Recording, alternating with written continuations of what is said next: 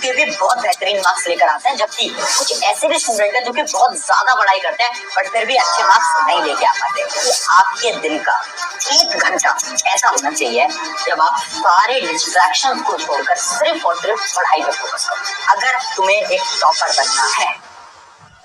तो hi everyone, मैं हूं आप सभी का अपना प्रशांत भैया। आपने कभी एक चीज नोट करी है कि कुछ स्टूडेंट कम पढ़ के भी बहुत बेहतरीन मार्क्स लेकर आते हैं, जबकि कुछ ऐसे भी स्टूडेंट हैं जो कि बहुत ज्यादा पढ़ाई करते हैं बट फिर भी अच्छे मार्क्स नहीं लेके आ पाते। पता है इन दोनों स्टूडेंट्स में क्या फर्क है? पहला स्टूडेंट स्मार्ट वर्क करना जानता है, जो कि कम पढ़ के अच्छे मार्क्स ले आता है, जबकि दूसरा जो स्टूडेंट है ना, वो सिर्फ और सिर्फ हार्ड वर्क कर रहा है। और एक बहुत बड़ी रियलिटी है कि आज के समय पर सिर्फ और सिर्फ हार्ड वर्क से मार्क्स नहीं आते, आपको थोड़ा बहुत स्मार्ट वर्क तो करना पड़ेगा।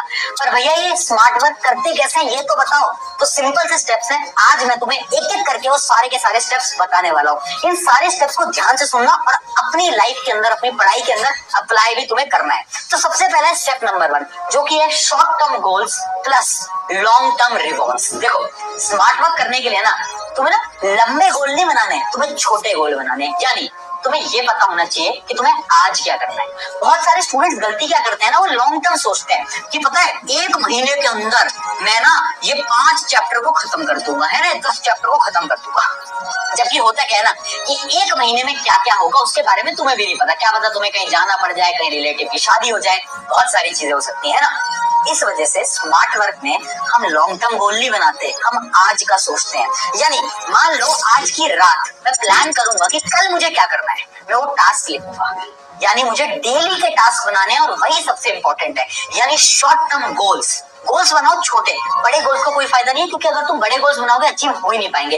डेली के गोल्स तुम्हें बनाने हैं। और दूसरी चीज लॉन्ग टर्म रिवॉर्ड्स, यानी तुम्हें लंबे रिवॉर्ड सिस्टम भी बनाना है। यानी तुम्हारे लिए जो मोटिवेशन होगी ना वो रिवॉर्ड्स होंगे। तुम्हें सोचना है कि यार अगर मैं 9th और 10th के अंदर अच्छे मार्क्स लेकर आ गया ना तो मेरे लिए रिवॉर्ड क्या है ना, मेरे लिए ये रिवॉर्ड हो सकता है, वो रिवॉर्ड हो सकता है। जो भी तुम्हारे लिए रिवॉर्ड है उसके बारे में सोचो, वो तुम्हें मोटिवेशन देने वाला है। तो स्टेप नंबर 1 तो ये है। अब बढ़ते हैं स्टेप नंबर 2 की तरफ, जो कि है राइट डेली टारगेट्स। अभी भी मैंने बताया है ना, एक स्मार्ट वर्क करने वाला बच्चा डेली टारगेट्स लिखता है, ना कि टाइम टेबल बनाता है। टाइम टेबल पे समय व्यर्थ करना छोड़ दो, वेस्ट है वो, वेस्ट ऑफ द टाइम है। तुम्हें बस टारगेट बनाने हैं और अचीवेबल टारगेट्स बनाने हैं। सबसे बड़ी बात क्या है ना, हम क्या करते हैं ना, हम बड़े मोटिवेटेड होते हैं और हम ये सोचते हैं आज तो ना मैं सब कुछ कर लूंगा, है ना, कि तेरा भाई तो आज सब कर लेगा। Target 1, target 2, target 3, target 4। दिन में पढ़ते कितने घंटे हो? 2 घंटे। ये सारे टारगेट कंप्लीट हो जाएंगे? नहीं होगा यार। क्या करना होगा? तुम्हें अचीवेबल टारगेट बनाने हैं। तुम्हें पता है कि तुम 2 या 3 घंटे पढ़ते हो तो सिर्फ 2 टारगेट बनाओ कि साइंस का 1 चैप्टर करूंगा, 1 मैथ का करूंगा, 1 एसएसटी का, जो भी तुम्हारे टारगेट्स हैं अचीवेबल, जो कि तुम अचीव कर पाओ। क्योंकि अगर तुम टारगेट्स अचीवेबल नहीं बनाओगे ना तो डिमोटिवेट होगे और पढ़ना छोड़ दोगे। तुम्हारे साथ ऐसा हो भी चुका होगा, है ना। तो इस वजह से अचीवेबल डेली टारगेट बनाने हैं। स्टेप नंबर 3 क्या है? Golden hour rule, one of the biggest. ये इतना सीक्रेट मेथड है ना कि तुम सुनोगे और अगर तुमने अप्लाई करा मजा आ जाएगा।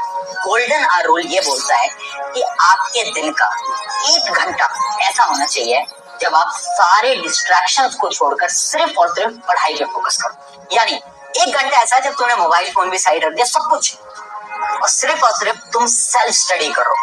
मैं लेक्चर्स की बात नहीं कर रहा हूँ, मैं कोचिंग की बात नहीं कर रहा हूँ, मैं सेल्फ स्टडी की बात कर रहा हूँ। 1 घंटा चाहिए, 1 घंटा।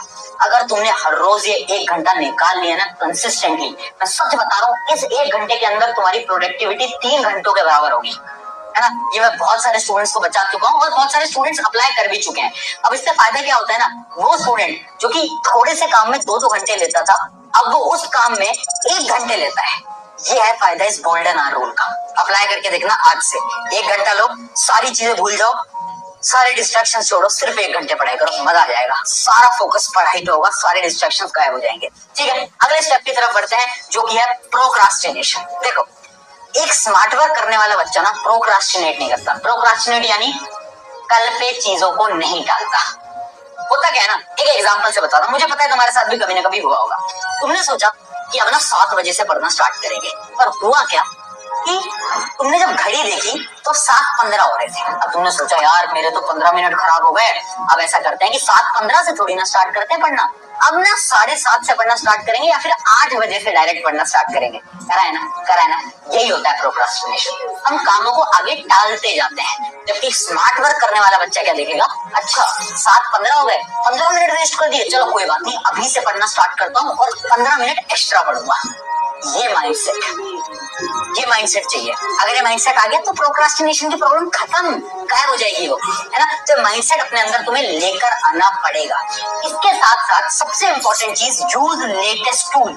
यानी देखो यार, स्मार्ट वर्क करने के लिए कुछ लेटेस्ट टूल का इस्तेमाल करो। तुम्हें बहुत सारे होमवर्क मिलते हैं ना, तो थोड़ा बहुत ये जो AI चैट GPT वगैरह सब चल रहा है, इसका इस्तेमाल करो, अपने होमवर्क निपटाओ, है ना। ट्राई करो इन होमवर्क में ज्यादा टाइम अपना मत खराब करो। ज्यादा टाइम कहाँ दो, सेल्फ स्टडी में। जितना ज्यादा टाइम तुम सेल्फ स्टडी में दोगे उतना ज्यादा तुम्हारा ही बेनिफिट है, ठीक है। तो ये जितने भी AI टूल्स चलते हैं ना, इन सारे टूल्स की मदद से अपने हॉलीडे होमवर्क, जितने भी असाइनमेंट्स है, सारे असाइनमेंट निपटा दो। इससे क्या होगा, तुम्हारा टाइम बचेगा, ठीक है। अब आते हैं फाइनल स्टेप की तरफ, और फाइनल स्टेप है सेल्फ एनालिसिस।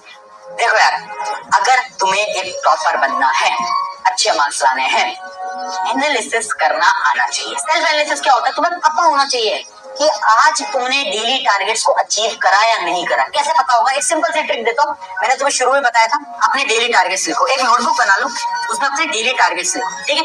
मान लो तुमने रात को अपने 3 टारगेट्स लिख लिए, ठीक है, टारगेट 1 2 3, ठीक है। अब पूरा दिन भर तुम्हारा निकल गया। अब मान लो तुम सिर्फ शुरू के 2 टारगेट अचीव कर पाए, तीसरा नहीं कर पाए।